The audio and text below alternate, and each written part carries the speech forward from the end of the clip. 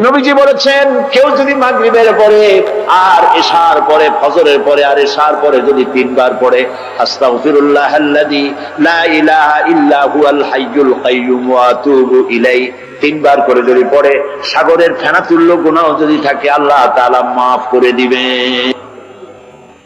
অত্যাচারিত হয়েছেন, চাকরির সমস্যা হয়েছে, ঘরে খাবার নাই, অসুখ বিসুখ হয়েছে, নানান ধরনের সমস্যায় পড়েছেন, কোনো মাজার নয়, কোনো পীর নয়, মসজিদের ভিতরে চলে যান, ওযু করে মসজিদে ঢুকে 2 রাকাত কাজায়ে হাজাতের নামাজ পড়েন। রাসূলুল্লাহর উপরে যখনই বিপদ হতো তিনি নামাজে দাঁড়ায় যেতেন। সুবহানাল্লাহ বলো। আপনি কেন যাবেন একটা কবরের কাছে? আপনার সাহায্য কামনার জন্য কোনো পীর নয়, আপনার সাহায্যের জন্য কোনো কবর নয়, সাহায্য পাওয়ার জন্য কে? আল্লাহ চান আপনার ঈমানটা খালেস হোক। আল্লাহ তাআলা এটা বরদাস্ত করতে পারেন না যে মানুষ কারো কাছে গিয়া আরেকজনের কাছে গিয়ে নথি স্বীকার করুক, আল্লাহ সহ্য করেন না। ইন্না শিরকা লা যুলমুন আযীম, শিরক হচ্ছে মস্ত বড় জুলম, অত্যাচার। আল্লাহ সব থেকে অপছন্দ করেন কোন গুনাহ বলেন? শিরক। আল্লাহ সহ্যই করেন না। কেন করেন না? একটা যুক্তিতে আসে। যারা বিবাহ করেছেন তাদের স্ত্রী যদি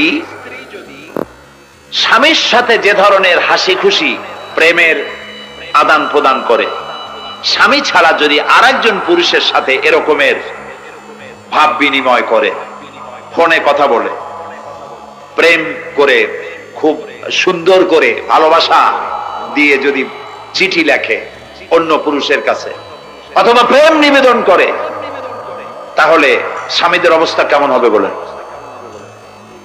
এইটার জবাব দিতে যদি দেরি হয় তো খুবই কুলক্ষণ। হ্যাঁ, ভয়ানক হবে, ভয়ানক হয়ে যাবে। নিজের চরিত্র যতই যা হোক, বউর চরিত্র ভালো চাই।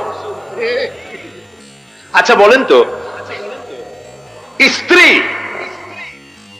আপনার সঙ্গে যেভাবে প্রেমের হাসি হাসে, প্রেম নিবেদন করে, ওই রকম আরেকটা পুরুষের কাছে সাথে করলে আপনার সহ্য হয় না কেন? আপনি স্ত্রীর উপরে আপনার অধিকারটা কতখানি, কি জন্য? আপনার স্ত্রীর যে হাসি, যে মিষ্টি হাসি, যা আপনার প্রাণ কেড়ে নেয়, ওই হাসিতে আপনার কোনো অবদান আছে বলেন? তার যে টানা টানা চোখ, সুন্দর ভ্রু, মাথায় অনেক লম্বা চুল, শরীরটা সুন্দর, যৌবন, রূপ, এর ভেতরে আপনার কোন অবদান আছে? হ্যাঁ আছে, একটু তো আছে। আপনি যে মুখ দিয়ে বউটা হাসে, সেই ঠোঁটে একটু লিপস্টিক লাগাইছেন। যে চোখের জন্য আপনি পাগল, সেই চোখে একটু কাজল লাগাইছেন। শরীরটাকে পেঁচাবার জন্য সুন্দর একটা শাড়ি কিনে দিছেন। একটা শাড়ি দিয়ে, একটু লিপস্টিক কিনে দিয়ে, চুলের একটা ক্লিপ কিনে দিয়ে, একটা ভালো শাড়ি কিনে দিয়া স্ত্রীর উপরে যদি এত অধিকার আছে যে কোনদিন মৃত্যু পর্যন্ত কোন প্রেমের হাসি, ভালোবাসার আদান প্রদান আপনি ছাড়া আর কারো সাথে করতে পারবে না, এইটা যদি আপনার অধিকার এভাবে প্রতিষ্ঠিত হয়, তাহলে এই হাসি যিনি দিলেন, এই দাঁত, এই সুন্দর চোখ, এই রূপ, এই যৌবন যা আল্লাহ তাআলা দিলেন, তার সামনে কোনো পীর অথবা কবরের সামনে যদি হাত পাতে আল্লাহ বরদাস্ত করেন না। কথা কি বুঝে আসছে? কথা বুঝে আসছে?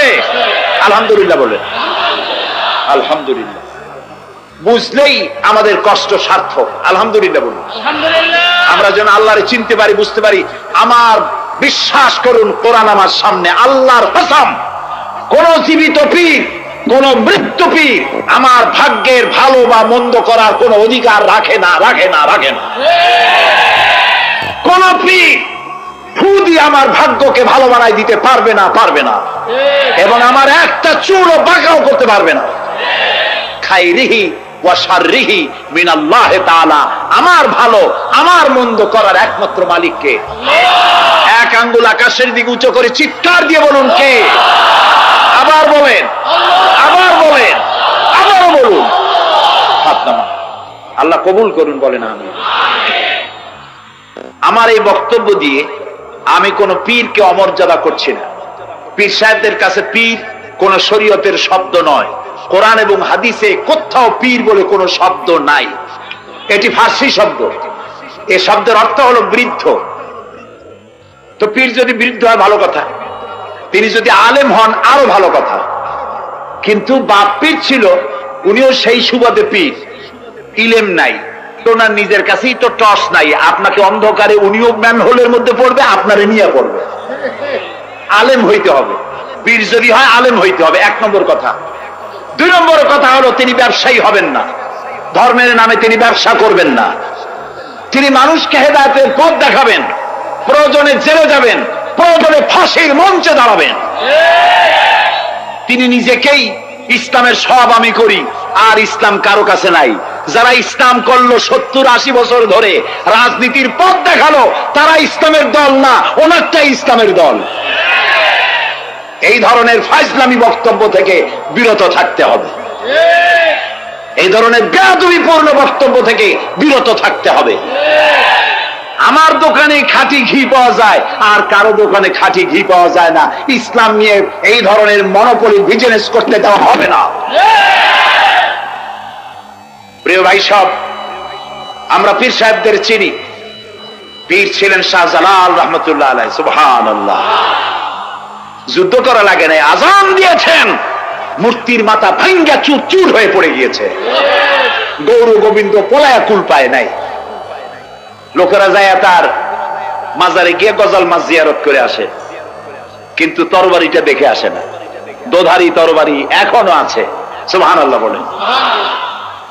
পীর ছিলেন হযরতে বাহাউদ্দিন নকশবন্দি, মুজাদ্দিদ আল ফিসানি রহমতুল্লাহ আলাইহি, বড় পীর আব্দুল কাদের জিলানী রহমতুল্লাহ আলাইহি, খাজা মঈনুদ্দিন চিশতি রহমতুল্লাহ আলাইহি, খান আলী রহমতুল্লাহ আলাইহি। কত ওলিউল্লাহর মাজার দিয়ে আমার দেশ ভরা। আলহামদুলিল্লাহ কর। আলহামদুলিল্লাহ। এরা একদিকে মানুষকে মুরিদ বানায়া মুরিদের টাকা দিয়ে নিজেদের পকেট ভরেন নাই। ওনারা এরকম করতেন না, এইরকম করতেন। আর রাসূলুল্লাহ বলেছেন এই রকমের হাতের মর্যাদা নাই, এই হাতের মর্যাদা। আমি পীর দেখছিলাম, বাইতুল শরফের পীর হযরত শাহ আব্দুল জব্বার সাহেব, আল্লাহ তাআলা জান্নাতুল ফেরদাউসের মেহমান বানায়নি। এই বাংলাদেশে শত শত মসজিদ, মাদ্রাসার এতিমখানা তৈরি করে গেছেন। সুবহানাল্লাহ। বৃষ্টির মৌসুমে চট্টগ্রামের বাড়ি তার, 14 বছর মাদ্রাসায় ওয়াজিদিয়া চট্টগ্রামে 14 বছর বুখারী শরীফ পড়িয়েছেন। কি মানের আলেম, খালি পীর না। মুরিদরা যত টাকা দিত, এই টাকা দিয়ে বড় বড় মাদ্রাসা মসজিদ করেছেন। আর বৃষ্টির সময় সাথী সঙ্গী নিয়ে বস্তি এলাকায় যেতেন, পলিথিন দিয়া ছাওয়া, বাচ্চা আর তার স্বামী নিয়ে কাতরায় এক কোনায় বসে আছে, খাবার নাই, চাউল নাই, অসুস্থ, তাদের চাউল দিয়ে আসতেন, তাদের রান্না করার শাকসবজি দিয়ে আসতেন, ওষুধ দিয়ে আসতেন, হাড়ি পাতিল দিয়ে আসতেন। বন্যা হলে, তুফান হলে টাকা উজাড় করে যা মুরিদরা দিত সবগুলি উজাড় করে মানুষের খেদমত করতেন। সুবহানাল্লাহ। কাজেই যারা জামায় অনেকগুলো পকেট সমানে নিতে থাকে আর ভরতে থাকে এইভাবে করে, এই ব্যবসায়ীদেরকে পরিত্যাগ করতে হবে। পীর হচ্ছে ওই সমস্ত লোক যারা নাকি ধর্মের নামে ব্যবসা করে না, বরং আল্লাহর দ্বীনকে প্রতিষ্ঠা করার জন্য কথা বলে। প্রিয় ভাই সব, আমাদের জেহেন সাফ করতে হবে, পরিষ্কার করে বুঝতে হবে আমার ভালো আমার মন্দ কে করতে পারেন? আল্লাহ। সম্রাট শাহজাহান নাম শুনেছেন? কোথার বাদশা বলেন? দিল্লির সম্রাট। সম্রাট শাহজাহান পৃথিবী জোড়া নাম তার। কবি বলছেন, শাহনে জাহাं को जिन्हें फख्र से देते थे बाज, वाज कब्र में है सूरह अलहम्दु की मोहताज। যে শাহজাহানকে কর দিয়া ট্যাক্স দিতে পারলে জনগণ নিজেদেরকে গৌরবান্বিত বলে মনে করত, সেই শাহজাহান কবরে শুয়ে আছে, সূরা ফাতিহার মুহতাজ হয়ে আছে। সুবহানাল্লাহ। যদি কেউ আমার কবরের কাছ থেকে হাইটে যাইতো আর একটু সূরা ইখলাস পড়ে সবরেসানি করতো, আমি কিছু পাইতাম। আহারে, এই এতিম ফকির হয়ে শুয়ে আছে। এক ফকির দিল্লি ঘুরতেছে। একজন বলছে, ভাই তোমারে তো খয়রাত করে দেখতেছি, আমি সেই ছোটবেলা থেকে খালি তুমি খয়রাত করো। একটা জিনিস আপনারা মনে রাখবেন, গরিব, আজকে যারা গরিব পরিশ্রমের মধ্য দিয়ে কালকে তারা ধনী হতে পারে, কিন্তু যারা ভিক্ষুক, যারা ভিক্ষা করে, জিন্দেগিতে কোনোদিন তারা বড় হতে পারবে না। ভিক্ষা করা যাদের অভ্যাস, জীবনেও বাড়ি করতে পারবে না, জীবনেও ধনী হইতে পারবে না, কিন্তু গরিব ধনী হইতে পারবে। কারণ হলো আল্লাহর কাছে দুইটা বৈধ জিনিস অত্যন্ত ঘৃণিত। কয়টা? একটা হলো তালাক, আর একটা হলো ভিক্ষাবৃত্তি, মানুষের কাছে চাওয়া। আল্লাহ পছন্দ করেন। তো ভিক্ষুক ঘুরতেছে, একটা লোক বলল, মিয়া তোমার তো সারা জীবনই খরচ করতে দেখি। খরচ করবো না, করবো কি? যার কাছে যাই সে দেয় 4 আনা 2 আনা 1 টাকা, এর বেশি তো দেয় না। তেদি আমি কেমনে বড় লোক হবো? কয় যে তুমি বাদশারে চোখে দেখো না, বাদশারে চোখে দেখো না। কয় বাদশার কাছে কি আমার মতো লোক যাইতে পারে নাকি? কল্লা যাইতে হবে, যাও। বাদশা একবার যাবা, এমন দেওয়া দেবে জীবনে আর তোমার খরচ করা লাগবে না। পাতি শিয়ালের পিছনে ঘুরে তো লাভ নাই। পাতি শিয়ালে খায় মুরগি, তোমার একটা ঠ্যাং দেবে, দাঁতের খেলালের কাজ হবে না। বাঘের পিছনে ঘোরো, বাঘে খায় গরু আর হরিণ, একটা রান দিলে তুমি 1 সপ্তাহ খাইতে পারবে।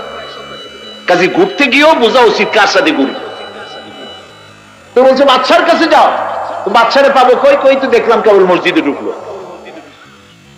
তারপরে ফকির গিয়ে দাঁড়ায় আছে বারান্দায়, দেখে যে উনি বাদশা ভেতরে বসে হাত তুলে আছে ভাবে, আর চোখ দিয়ে পানি পড়ে দাড়ি ভিজে ভিজে পড়তেছে। নামাজ শেষ করে, মোনাজাত শেষ করে বাদশা বেরিয়েছেন। কোন বাদশা? শাহজাহান। বাইরে আসার পর ফকির বলল, আসসালামু আলাইকুম বলে ফকির রওনা করছে। বাদশা বলে, দাঁড়াও, তুমি যে রওনা করলা, তোমার তো ভিক্ষুক মনে হয়, আর লোকেরা যারা ভিক্ষুক না তারাও তো আমার কাছে চায়, আর তুমি তো ভিক্ষুক, চাইলে না কেন কিছু? ভিক্ষুক বলে, জাহাপানা, আমি কিছু চাইতে এসেছিলাম আপনার কাছে, কিন্তু আপনার করুণ অবস্থা দেখে আমার জ্ঞানের চোখ খুলে গিয়েছে। আমি দেখতে পেলাম আমি যার কাছে চাইতে এসেছি, আমি তো কান্দি না, হাতও বাতি নাই। যার কাছে চাইতে আসতাম দিল্লির সম্রাট, আবার কোন সম্রাটের কাছে হাত পেতে ভিক্ষুকের মতো কি জানি চায়, আর চোখ দিয়া পানি পড়ে দাড়ি ভিজে ভিজে পড়ছে। আমার জ্ঞানের চোখ খুলে গেছে, দুনিয়ার বাদশার কাছে আর চাইবো না। বাদশা কান্দে যে বাদশার কাছে, তার কাছেই চাইবো। প্রিয় ভাই সব, এই জন্যে জিহেন সাফ করে ফেলুন। দুনিয়ার কোন মানুষের জন্য, মানুষের কাছে নয়, কোন কবরে নয়, কোন কারো কাছে নয়, আল্লাহ তাআলার কাছেই আমরা নামাজের মধ্যে ঘোষণা করেছি, ইয়াকা না'বুদু ওয়া ইয়াকা নাস্তাঈন। আল্লাহ তাআলা, তোমার একমাত্র ইবাদত করি, তোমার কাছেই সাহায্য চাই। কাজেই সাহায্য আল্লাহর কাছে। কার কাছে চাইবো বলে? আল্লাহ আমাদের ঈমান মুক্ত করে দিন। আমরা বলি আমিন, আমরা বলি আমিন। অসুখ বিসুখ হইলে পরে ধৈর্য ধরবেন। অনেক মানুষ আছে জ্বর হইলে কয় যে এত নামাজ পড়ি, খালি জ্বর আমারই হয়, এত রোজা রাখি, ভালো ভালো কাম করি, আমার ছেলের অসুখ মোটে সারি। এই জাতীয় কথা বলবেন না। মুমিনের পায়ে যদি কাঁটাও ফোটে, সওয়াব থেকে খালি নাই। ধৈর্য ধরতে হবে। কাঁটা ফুটছে, বলেন ইন্না লিল্লাহ। আজাবান লিল মুমিন, মুমিনের জন্য বড়ই আশ্চর্য ব্যাপার, বিপদ হইলেও শুকর আদায় করে, আর সুখে থাকলেও শুকর আদায় করে। সুবহানাল্লাহ ওয়া বিহামদিহি। বিপদ আসলে সে বলে ইন্না লিল্লাহি, বলেন ইন্না লিল্লাহি ওয়া ইন্না ইলাইহি রাজিউন। আর যখন শান্তি আসে বলে আলহামদুলিল্লাহ। দুই অবস্থায় তার জন্য নিয়ামত আল্লাহর তরফ থেকে সে পায়, আলহামদুলিল্লাহ। প্রিয় ভাই সব, তো আল্লাহর উপর ঈমান আনার জন্য কয়টা শর্ত বলছি না? এই যে প্যাচ লেগে গেছে, কয় যে 3টা। আল্লাহর উপর ঈমান আনার জন্য শর্ত কয়টা? 4টা। 4টা বলছি কয়টা? 2টা। আরেকটা হচ্ছে আল্লাহর কুদরত এ বিশ্বাস করা। আল্লাহর কুদরত মানে শক্তি। আল্লাহর কিছু বিশ্বাস করবেন, বলেন জোরে? শক্তি। আকাশ এবং জমিনে শক্তিশালী কে? কিন্তু আমার দেশের জনগণ, কিছু কিছু রাজনীতিবিদরা বলে জনগণই নাকি সকল ক্ষমতার, সকল শক্তির উৎস। কি পাগল! তুমি ক্ষমতার উৎস? নাকের মধ্যে ময়লা, দাঁতে ছাতা, পেটের মধ্যে দুর্গন্ধ ভরা, ক্ষমতার উৎস? আশ্চর্য কথা। এই যে ক্ষমতার উৎস, হাজার হাজার লোক এখানে বসা, 2টা ভাউয়া ব্যাংক যদি 2 কোণা দিয়ে ঢোকে, ভাউয়া ব্যাংক চেনেন? বিগ সাইজের ব্যাংক, 2টা যদি দুই দিক দিয়ে ঢোকে লাফাইতে লাফাইতে, সামনে যারা আছে এমনি লাফাবে। অন্তত টঙ্গী তামিরুল মিল্লাত মাদ্রাসা ছাড়াইয়া তারপরে ফিরে তাকায় বলবে, ভাই আমরা দৌড়াই কেন? ব্যাঙ্গের সামনে অসহায়, বল্লা ভীমরুলের সামনে অসহায়, সাপের সামনে বিচ্ছুর সামনে অসহায়, তারা কয় সকল ক্ষমতার উৎস জনগণ। কপাল পোড়া।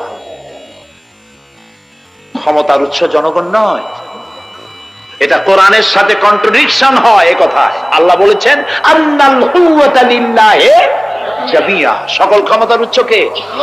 চিল্লায় বলো। ক্ষমতা কি দেখছেন? মাত্র 1.5 মিনিট। কয় মিনিট? মাত্র 1.5 মিনিট। আল্লাহ বলেছেন কোন? সাথে সাথে তামিলনাড়ু, মালয়েশিয়া, ইন্দোনেশিয়া, থাইল্যান্ড, মালদ্বীপ, শ্রীলঙ্কা 2 লক্ষ লোক শেষ, 1 লক্ষের খোঁজ নাই। সমুদ্রের পানি 33 ফিট উঁচু হয়ে এসছে। সুবহানাল্লাহ কই দিচ্ছে করে না? বিজ্ঞানীরা বলেছেন ভারত মহাসাগরের তলদেশে ফাটল ধরেছে, ওর কয়েক কিলোমিটার নিচে ভূমিকম্পের উৎপত্তি হয়েছে। ভারত মহাসাগরের পানি 3 হাত না 4 হাত? কত কিলোমিটার আল্লাহ জানে। এই কয়েক কিলোমিটার নিচে যে মাটি, সেই মাটিরও কয়েক কিলোমিটার নিচে ভূমিকম্পের উৎপত্তি। এখান থেকে ভূমির কম্পন হয়েছে, সেই ভূমিকম্পে সমস্ত মহাসাগরের মধ্যে, ভারত মহাসাগরের মধ্যে জলকম্পন শুরু হয়েছে। পানির কম্পন, মাটির কম্পন একসাথে। 33 ফিট উঁচা, মানে 4 তলা বিল্ডিং এর মতো উঁচু হয়ে আসছে পানি। 4 তলা পরিমাণ উঁচু হয়ে পানি চলে আসছে। বাড়ি গাড়ি সব কিছু খড় কুটার ন্যায় সব উড়িয়ে দিয়েছে। এগুলোর কপাল পোড়া নাস্তিক যেগুলি, তারা বলে প্রাকৃতিক দুর্যোগ। ওর বাপের মাথা। আচ্ছা, প্রাকৃতিক দুর্যোগ, প্রকৃতি কি? কোন জন্তুর নাম? প্রকৃতি কোন জন্তু জানোয়ারের নাম? প্রকৃতি নিজে চলে না কেউ তাকে চালায়? কে চালায়? কপাল পোড়ারা তা বোঝে না। বিশ্ববিদ্যালয়ের শিক্ষক হয়েছে তো, আল্লাহ দিয়ে আসি কোথায়? তবে সব খারাপ না, ভালো আছে আলহামদুলিল্লাহ। কিছু আছে কপাল পোড়া। বিশেষ করে শান্তিনিকেতনে যারা পড়াশোনা করে আসে, সাহিত্য চর্চা করে, এই সাহিত্য চর্চা করতে করতে এক পর্যায়ে কপাল পুড়ে যায়। আল্লাহরে চিনতে পারে না। সব চেনে, আল্লাহরে চেনে না। আল্লাহ এখন চিনাইতেছে ভালো করে। প্রিয় ভাই, সব কওমে আদ, কওমে সামুদ, এগুলিকে আল্লাহ তারা ধ্বংস করেছে। কিয়ামতের আগে এই যে 7টা আকাশ, এই আকাশ সম্পর্কে অবিশ্বাসীরা তারা বলেছে আকাশ বলতে কিছুই নাই, এটা নাকি অনেক দূরে, তাই নীলা নীলে দেখা যায়। কি কপাল পোড়া, চিন্তা করো। নীলা নীলা দেখা যায়। এই আকাশ মহাশূন্য। এই আকাশগুলিকে, আকাশ কয়টা? কয়টা স্তর? 7টা। এগুলি কাতাইয়ে সিজিল্লিল কুতুব। কোরআনে কারিমে আল্লাহ তাআলা বলেছেন কিতাবের পৃষ্ঠার মতো কিয়ামতের আগে একটার পর একটা ঠাস ঠাস করে পড়বে, ভেঙে চুরে চুরমার হয়ে যাবে। ওয়াইদাল বিহারু ফুজ্জিরাত। আল্লাহ তাআলা বলছেন ইদাস সামাউ ফাতারাত ওয়াইদাল কাওয়াকিবু ইনতাসারাত ওয়াইদাল বিহারু ফুজ্জিরাত। আকাশের তারকাসমূহ বিক্ষিপ্ত হয়ে পড়বে। অসংখ্য তারকারাজি, বিশাল বিশাল তারকা বিক্ষিপ্ত হয়ে পড়বে। চন্দ্র সূর্য একটার সাথে আরেকটা ধাক্কা লেগে চাঁদ আর সূর্য আলো হারিয়ে ফেলবে, একাকার হয়ে যাবে। পাহাড়গুলো উঁচু করে আল্লাহ তাআলা জমিনের উপর আছাড় মারবেন, কালিহিল মানফুস, তুলার মতো উড়ে চলে যাবে। সুবহানাল্লাহ বলবে না? কত বড় শক্তি আল্লাহ পাকের। ওয়াইদাল বিহারু ফুজ্জিরাত। সমুদ্র সমূহ বিদীর্ণ হয়ে যাবে। সমুদ্রে যত পানি আছে সমস্ত পানিগুলি নিঃশোষিত হয়ে যাবে মাটির তলায়, এবং সেখানে অগ্নুৎপত্তি হবে। কোরআনে কারিমে আল্লাহ বলে দিয়েছেন গোটা সমুদ্রগুলিতে আগুন জ্বলতে থাকবে। এগুলি কিয়ামতের আলামত। আল্লাহ পাকের অফুরন্ত মেহেরবানি। এই যে কানের কাছ দিয়ে গুলিটা চলে গেছে, কানে লাগে নাই, বাড়ির কাছ থেকে কিয়ামত হয়ে গেল, বাংলাদেশে আল্লাহ বাঁচাই দিলেন। সুবহানাল্লাহ বলো, আলহামদুলিল্লাহ বলেন। আমাদের প্রতিবেশী দেশগুলিতে যেভাবে আঘাত লাগছে, ওর 1000 ভাগের 1 ভাগের আঘাত কয়েক সেকেন্ড যদি বাংলাদেশে হতো, আমাদের সব অপরিকল্পিত শহর, রাজুক পারমিশন দিয়েছে 3 তলার, করা হয়েছে 7 তলা। এইভাবে অপরিকল্পিত যত বিল্ডিং আছে এগুলি পচা সিমেন্ট দিয়ে, পচা ইট দিয়ে তৈরি করা হয়েছে। 2-3 সেকেন্ডের ভূমিকম্প যথেষ্ট এই শহর লন্ডভন্ড করে দেওয়া। অসংখ্য মানুষ মারা যাবে, অসংখ্য বাড়ি ঘর শেষ হয়ে যাবে। এদেরকে রেস্কিউ করার মতো মডার্ন ইকুইপমেন্টসও গভর্নমেন্টের কাছে নাই। এজন্য আল্লাহর কাছে সেজদা দিয়া গুনার তওবা করতে হবে, আল্লাহ আমাদের মাফ করে দাও, আমার এই গরিব দেশটাকে কিয়ামত পর্যন্ত এই গজব থেকে বাঁচাও। প্রিয় ভাই সব, আল্লাহ তাআলার ক্ষমতার ওয়াজ আমি আজ করতে পারবো না, অনেক লম্বা হয়ে যাবে, কারণ আমাকে 3টা পুঁজির কথা তো কমসে কম বলতেই হবে, অল্প করে হলেও। শুনবেন তো? আল্লাহ তৌফিক দিক, বলেন আমিন। আল্লাহ তাআলার ক্ষমতায় বিশ্বাস করা, তার প্রচন্ড ক্ষমতা, যা খুশি তাই বলেন করতে পারেন। মরাকে জিন্দা, জিন্দাকে মারতে পারেন, মরুভূমিতে ফুল ফুটাতে পারেন। সুবহানাল্লাহ, যা খুশি তাই করতে পারেন। এই শক্তি সহকারে আল্লাহকে বিশ্বাস করতে হবে। 4র্থ নম্বরে আল্লাহর হুকুম এবং হাকাম, আদেশ নিষেধ। আমি আল্লাহরে বিশ্বাস করি, এই কথার কোনো দাম নাই যদি তার আদেশ না মানে, এই কথার কোনো দাম নাই যদি তার নিষেধকে আমি আমার জীবনে প্রত্যাহার না করে চলতে পারি। মুসলমান বলে দাবি করার কোনো মূল্য নেই। একদিকে নামাজ পড়ি, আর একদিকে ওজনে কম দেই, খাদ্যে ভেজাল দেই, বেপরদা করি, মিথ্যা কথা বলা হয়, ওজনে কম দেয়, খাদ্যে ভেজাল দেয়, জমিনের আইল ঢালে, আমানতের খেয়ানত করে, আল্লাহর হুকুম মানা হলো না, রাসূলের আদেশ মানা হলো না। আল্লাহর উপর ঈমান আনার জন্য 4র্থ শর্ত হচ্ছে আল্লাহ যা বলেছেন মাথা নত করে মেনে নিতে হবে, বলতে হবে সামি'না ওয়া আতা'না। বলেন সামি'না ওয়া আতা'না, শুনলাম আর মেনে নিলাম। বলেন তো জোরে, শুনলাম আর মেনে নিলাম। সুবহানাল্লাহ বলেন। মুমিনেরা এই প্রশ্নই করবে না মদ হারাম কেন, মুমিনেরা এই প্রশ্নই করবে না জুয়া হারাম কেন, মুমিনেরা এই প্রশ্নই করবে না জিনা হারাম কেন। একটাই জবাব, মদ হারাম কেন? আল্লাহ হারাম করেছেন তাই হারাম। জিনা হারাম কেন? আমার আল্লাহ হারাম করেছেন তাই হারাম। জুয়া হারাম কেন? আমার আল্লাহ হারাম করেছেন তাই হারাম। কোন যুক্তি নাই। যুক্তির, আল্লাহর নিষিদ্ধ জিনিসে যুক্তি তালাশ করে কেবলমাত্র শয়তান। আল্লাহর আদেশ নিষেধের যুক্তি তালাশ করে কে? শয়তান। মুমিনের কাজ হলো সামি'না, বলেন, ওয়া আতা'না, শুনলাম আর মানলাম, বাস, শেষ কথা, খালাস। এই গেল 4টি শর্ত পুরো হয়ে গেছে। এই 4টি শর্ত যদি পূরণ করতে পারি, তাহলে আল্লাহরে বিশ্বাস করছি এটা প্রমাণিত হবে, এটা জাস্টিফাই হবে, এটা সত্যতা প্রমাণ হবে যদি আল্লাহ হুকুম মতো।